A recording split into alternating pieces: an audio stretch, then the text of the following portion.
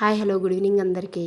పిల్లలకి డిఫరెంట్గా స్నాక్స్ చేసి పెట్టండి. పిల్లలు ఇష్టంగా తింటారు. నెక్స్ట్ వాళ్ళు చదువుకోవడం, నెక్స్ట్ హోంవర్క్ రాసుకోవడం మీకు ఇబ్బంది కాకుండా వాళ్ళు చేసిస్తారు.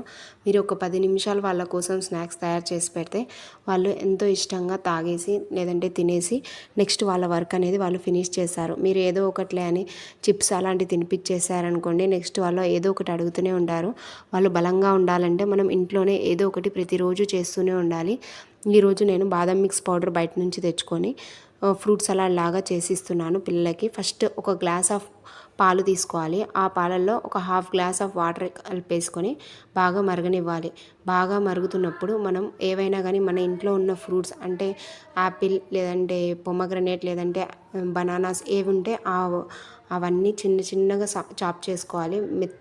సన్నగా చాప్ చేసుకొని ఆ చాప్ చేసుకునేవన్నీ ఇవి మనం ముందుగానే బాదం పాలు తయారు చేసుకున్నాం కదా, అవి పక్కన పెట్టుకున్నాం కదా, అందులో ఈ సన్నగా చాప్ చేసుకునేవన్నీ వేసుకోవాలి. కొద్దిసేపు చల్లారనివ్వాలి. చల్లారిన తర్వాత ఇవన్నీ వేసేసుకోవాలి. పిల్లలకి హెల్త్ మేలవుతుంది. నెక్స్ట్ వాళ్ళకి మనం మంచి ప్రోటీన్ ఫుడ్ ఇచ్చినట్టు అవుతాము. ఒక్కసారి ట్రై చేసి చూడండి. ఎంతో ఇష్టంగా పిల్లలు తినేస్తారు లేదంటే తాగేస్తారు. ఫ్రూట్స్ తినని పిల్లలు కూడా బాగా తినేసి తాగేస్తారు. పాలు ఎవరైనా తాగని పిల్లలు కూడా తాగేస్తారు.